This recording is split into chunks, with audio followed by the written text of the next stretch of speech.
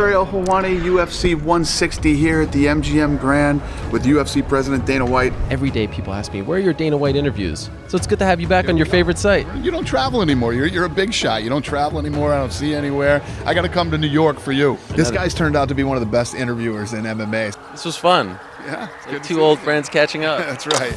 We missed you. He's a victim. He's a crybaby. Dana White is there. Some other members of his team are there. And he just says to me, you're out. Get out of here. I don't give a shit what Ariel Helwani thinks. Fair enough. Who the f is Ariel Helwani? If you've ever consumed UFC content online, chances are that you'll have come across Ariel Helwani.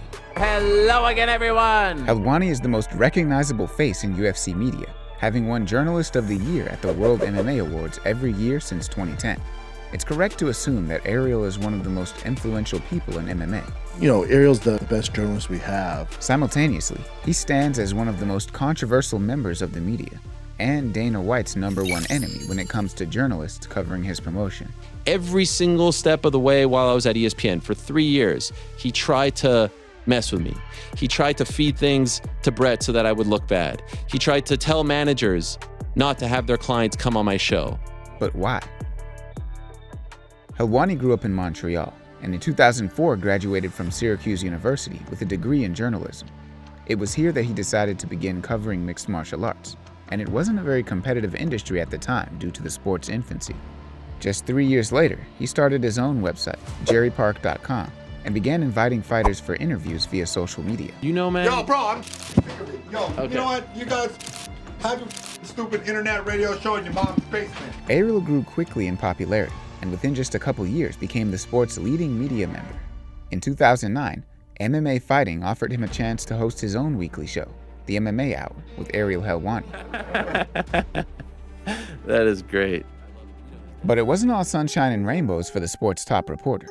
Helwani also developed a reputation in the community for rubbing folks the wrong way, instigating fights, and being disingenuous. Something against me? Do you not like me, Nick? I feel like you instigate fights quite a bit. Although eventually becoming closer with both Diaz brothers, Nick and Ariel's early relationship was far from plain sailing, with the former feeling Ariel was too focused on highlighting the issues he may or may not have been facing outside the octagon. And I guarantee That you is he'll great. be there tomorrow at the weigh-ins, and I guarantee you he will be there Saturday. No one's doubting that, but just wanted to get the reason You why. want to antagonize him. You want to aggravate him and get him pissed off. Which began somewhat of a trend of Helwani being tone deaf when digging into fighters' backgrounds. And those are rumors that I went to jail. That might not even be true, man.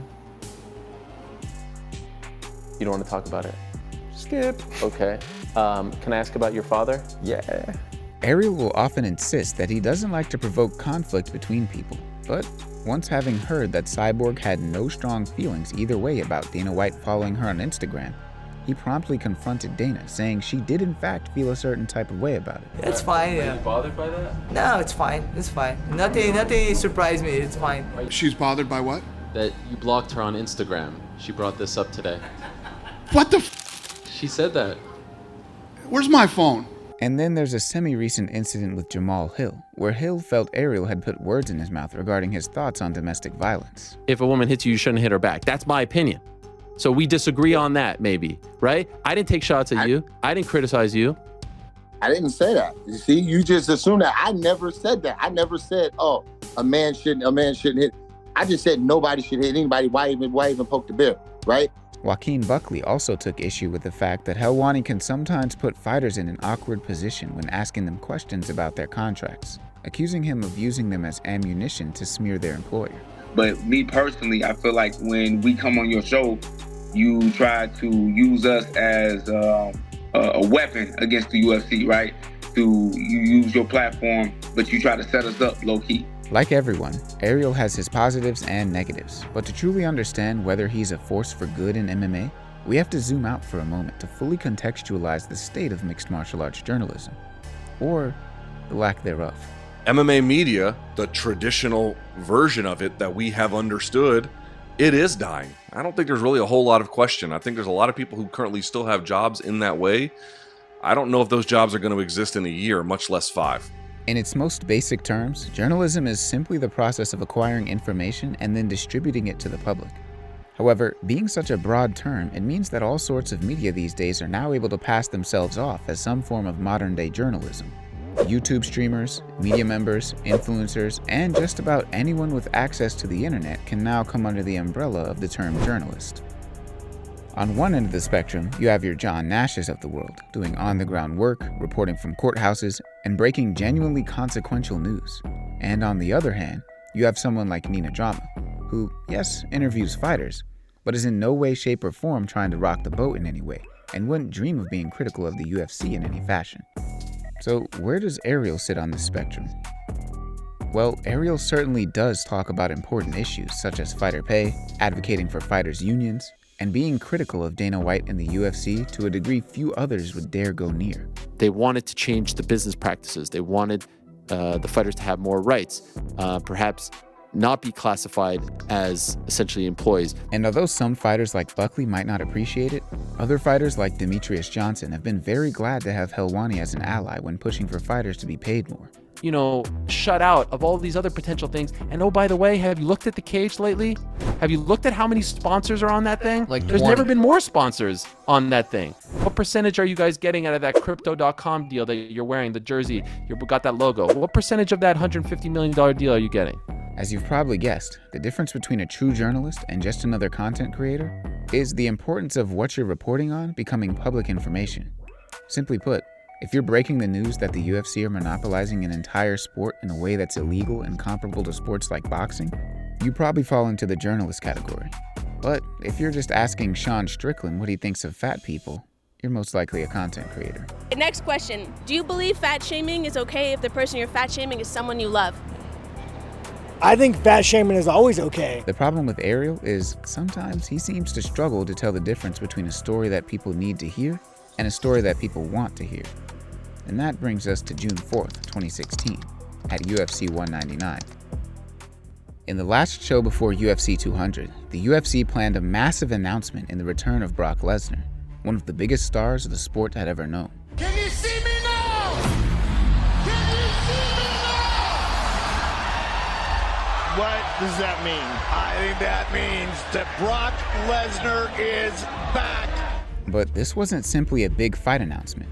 The UFC were in the process of being sold to Endeavor and wanted to demonstrate their market value. UFC 200 was the biggest show in the company's history and was originally going to be headlined by Conor McGregor before his fight with Diaz fell through, and so the UFC needed something big to get fans back on board. The plan was to surprise audiences with a Brock Lesnar reveal. Real reaction by me. I had no idea whatsoever that Brock Lesnar was going to be at UFC 200. Although only those in the UFC inner circle were aware of this information. Helwani got wind of the return of Brock Lesnar, and just hours before the UFC were set to tell everyone the twist, Ariel spoiled the spoiler and broke the story. And they felt like him releasing that early ruined that for the people that read his article. And I see their point of view.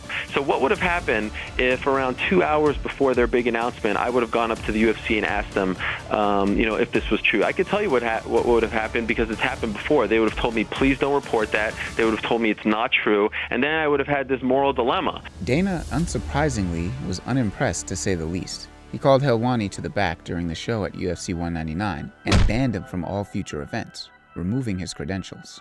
Dana White is there. Some other members of his team are there, and he just says to me, "You're out. Get out of here. You're done. We don't want you here anymore. Go to Bellator." Ariel insisted that he should be allowed to spoil UFC announcements unchecked because he is a prestigious journalist. And said that he said to me, you could have had the professional courtesy to give us a heads up before reporting this story. And in my mind, I was thinking at that time, like, what are these guys talking about? Do they not realize what journalism is? For many, this simply came off as Ariel using his title as a journalist as a shield while he was simply stealing attention for himself. So I don't think it's important that he break the news before the UFC does. And I think if the UFC doesn't want him to do that because this is private information in a private company and they're trying to control the press release, I don't buy that that's necessarily like under the guise of journalism. But they don't have to go through this. This is not worth it. This is not why I signed up for journalism school. They never told me about this. While others sided with Helwani and agreed that the story fell within the lines of reporting like any other. It's really frustrating because reporters' job is to go in and break the news, right? And it showcases that there is no real boundaries to the power that comes from the UFC. Fortunately for Ariel, after discussing matters further with his employer, MMA Fighting, the UFC agreed to lift the ban, but did put out a statement mentioning that they thought the recurring tactics used by its lead reporter extended beyond the purpose of journalism, which really highlights where Ariel goes wrong in thinking he was acting as a journalist and not a content creator. Did he need to spoil the Brock Lesnar announcement? Of course not, but he knew it would get clicks, and he wanted those clicks. People say, he's just doing his job reporting. I get that. I understand that. But you have to realize, this isn't like news that is not going to get out, that's going to affect people's health. It's like we're trying to make an safety. announcement in an hour. Yeah, this is a private company. If this was Ariel announcing that the UFC was secretly laundering money, fixing fights, or something more meaningful, his argument for acting as a journalist would ring true. Because we're not talking about like, oh, he found out about some horrible thing that happened that someone's covering up, or he found out about corruption in government, or he found out about a person got shot by the police. This is not like that kind of news. Was Colby Covington acting as a journalist when he spoiled the ending of Star Wars on Twitter? Or was he just ruining a surprise for everyone at home and in the arena? No. So why is Ariel when he spoils the UFC 200 headliner? Now, does that mean the UFC was right to ban him? Of course not. It does seem an element of what led to this overreaction was his personal relationship between Dana and Ariel. But the UFC is a private company. If they don't want you at a pay-per-view event, they don't really have to let you be there. Football clubs in the UFC have a history of banning local and national news outlets from attending games. And yes, it is a bad look, but it's not illegal. Alex Ferguson used to favour this with Manchester United's MUTV, for example. Newcastle United's approach is more controversial.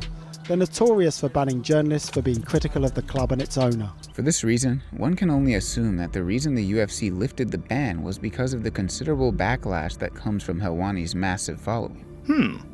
That's kind of cool, because that means that like public support made them lift that, but it also must mean that they worked out whatever the fuck it was. This didn't mean Ariel would miss out on opportunities as a result of this incident, however. In August 2017, Helwani was removed from the Showtime broadcast team for the Floyd Mayweather Jr. vs. Conor McGregor press tour, and he heavily suspected Dana had something to do with it, which, to be fair, he probably did. It's undeniable that part of the reason why Dana is so vitriolic towards Ariel is because he does rock the boat more than the other journalists, and he does ask tougher questions, and he does very much pay the price for it. A prime example of truly unwarranted hate towards Helwani can be found when Paddy the Baddy Pimblett wanted to be paid to come on Helwani's show, and when Ariel declined, Paddy put on a little performance for Dana White. You're doing it for exposure? No, you're not. You're doing it to put money in your pocket, Ariel, you little rodent. I just sat back and let that go. I didn't want to interrupt. He's a massive sack of is what he is. Exactly. He's the biggest piece of all time. In reality, Ariel is under contract and doesn't get paid more if an interview doesn't go well or not. Play the music. I get paid to do this show. Wow, what a revelation. But I can assure you of this, I don't get an extra dime if Izzy's sitting in that chair, or Connor's sitting in that chair, or Patty's sitting in that chair, or anyone's sitting in that chair. It's also important to note that although Ariel rarely actually engages in true journalism, that traditionally, journalists won't pay someone for an interview, as it brings into question the integrity of the information being exchanged. The problem is, Ariel is selective when he wants to be considered a journalist, and when he doesn't. 2006, if you're going to try to insult me by calling me a content creator and say that I'm not a journalist, I don't give a fuck. Great. That's the worst thing you could say about me? Awesome. Yes, I'm a content creator and pretty damn proud of it. Listen, as any good journalist would tell you, money is off limits, all right? Let's respect people's privacy. I would never ask a question like that. I have never, and I would never ask a question like that. So which is it? Do we have to spoil events, stir up controversy and drama in the name of journalism? Or could Ariel not care less? The truth of the matter is that real sports journalism has been all but eradicated from the UFC media. Dana White has gone out of his way to ensure UFC press conferences are made up of exclusively yes men and cheerleaders, while those who are more critical, like Ariel, are being squeezed out.